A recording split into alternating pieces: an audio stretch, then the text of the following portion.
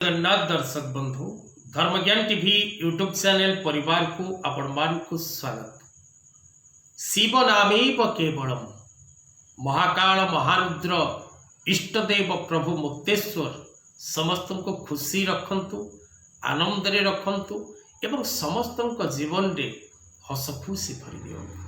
सर्वे भवन्तु सुखिन।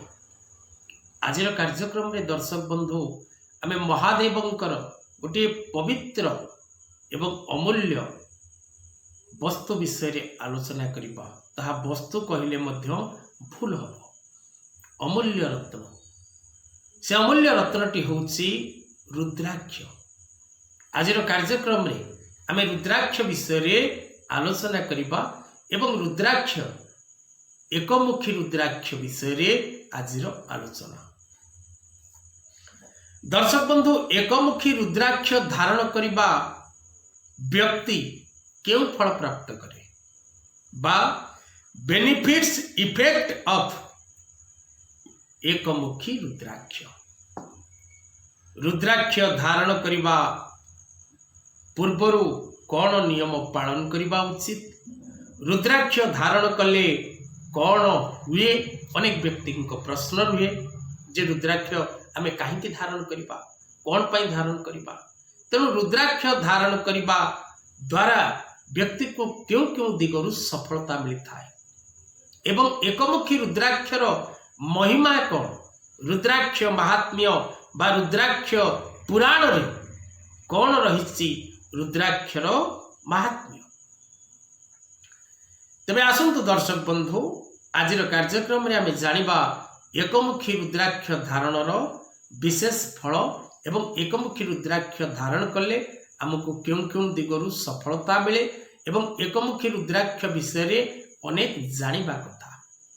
धारण किपरि करिबा, क्यों समय रे करिबा, क्यों मास रे करिबा, क्यों दिवस रे करिबा, क्यों मुहूर्त रे करिबा, किपरि रुद्राक्ष को प्रतिष्ठित करिबा, ए समस्त विषय रे आज रे कार्यक्रम रे आसंतु जानिबा। दर्शक बंधु जदि आपण निजर जन्म जातक विचार करने को चाहते, निज पिलामानकर भविष्य विषय जानवा चाहते, नुआ जातक प्रस्तुत करने को चाहते, ज्योतिष भित्तिक शिक्षा ग्रहण करने को चाहते, वास्तु शिक्षा ग्रहण करने को चाहते, तेरे तले दी जाइथिबा नंबर रे जोगाजोग करने को भूलंतु नहीं। आसंतु कार्यक्रम को जीवा। कार्यक्रम विषय वस्तु आड़ को जाई विषय वस्तु विषय जानिबा। जब दर्शक बंधु विशेषकर एकमुखी रुद्राक्ष, ये रुद्राक्षर नाम स्मरण करिबा, ये रुद्राक्षर दर्शन करिबा एवं यही रुद्राक्ष को जो मनुष्य धारण करे ताहा वर्णना करिबा असंभव। कारण एकमुखी रुद्राक्ष प्रथमतः व्यक्ति को समस्त प्रकार पापरु मुक्ति देइथाय बोली शास्त्र रे लिपिबद्ध अछि। यह को धारण करिबा व्यक्ति सर्वप्रथमे सदाचारी, संस्कारी, देवनीति प्रिय एवं सत्य पथर पथिक हबार आवश्यकता रही।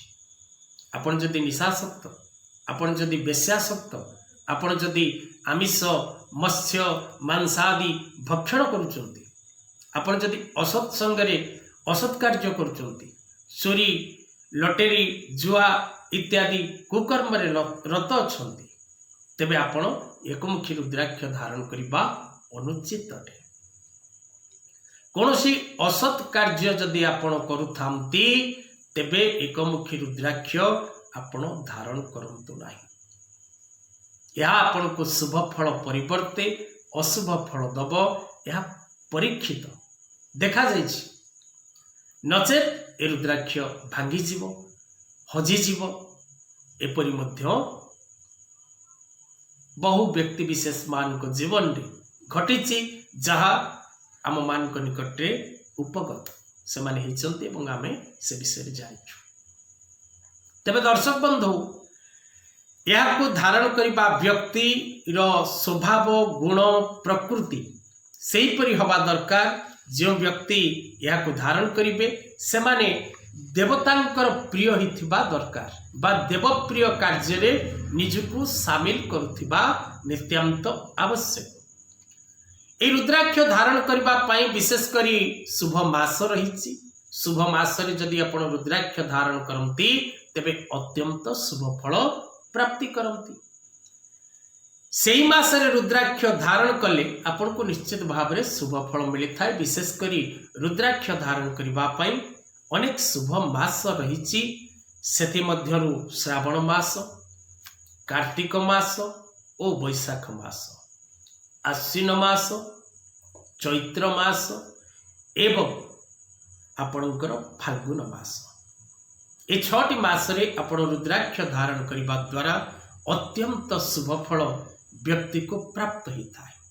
रुद्राक्ष धारण करबा पूर्व शुभ बारर आवश्यकता रही, शुभ तिथिर आवश्यकता रही, शुभ नक्षत्र आवश्यकता रही, शुभ लग्नर आवश्यकता रही एवं आपणक राशि पाई शुभ चंद्रर आवश्यकता रही।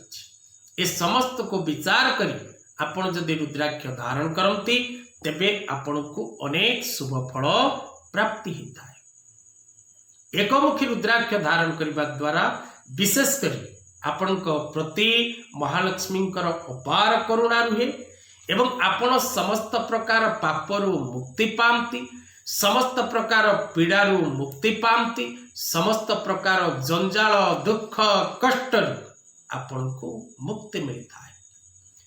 तेणु यही रुद्राक्ष विशेष करी आपण जदि सोमवार दिन प्रातः समय धारण करती तबे अत्यंत शुभ फल मिलता है।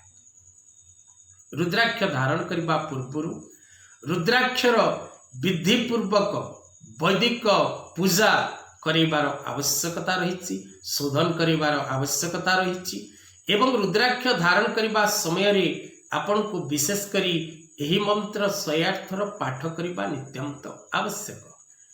मंत्रटी होउछि दर्शक बंधु ओम ऐं हं ओम ऐं ओम।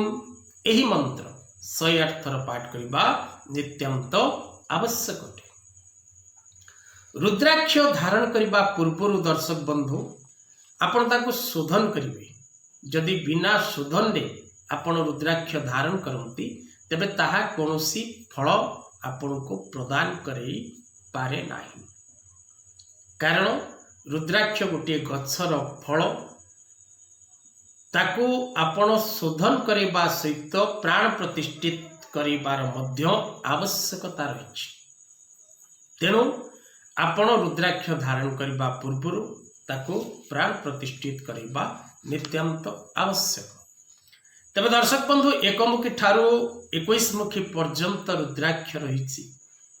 विशेष करी आपणकर जदि रुद्राक्षर आवश्यकता पड़े तेबे तले दिया जाइथिबा नंबर रे आपण जोगाजोग करिवे। धन लाभ व्यवसाय रे उन्नति पाई आपण क्यों रुद्राक्ष धारण करिवे, कोर्ट कचेरी माली मकदमा रे विजय लाभ पाई क्यों रुद्राक्ष धारण करिवे, प्रेम रे बा स्वामी स्त्री संपर्क रे मधुरता आसीबा पाई आपण केतेमुखी रुद्राक्ष धारण करिवे, कर्म एवं सांसारिक जीवन रे सफलता प्राप्ति करबा पाई समस्त प्रकार सुख सौभाग्य प्राप्ति करबा पाई केतेमुखी रुद्राक्ष धारण करिवे एवं शिक्षा क्षेत्र रे थिबा प्रत्येक बालक बालिका शिक्षा क्षेत्र में सफलता प्राप्ति करबा पाई केतेमुखी रुद्राक्ष धारण करिवे। जदि आपण तले दे जेथिबा नंबर रे जोगाजोग करिवे तबे निश्चित भाव रे आपण को जणै दिया जिवो। तबे दर्शक बंधु एकमुखी रुद्राक्ष धारण करबा सह तार सफलता एवं तार चमत्कारिता आपण निश्चित भाव रे प्राप्त करिवे। आजिर कथा वस्तु को एठी रखिबा। जय जगन्नाथ।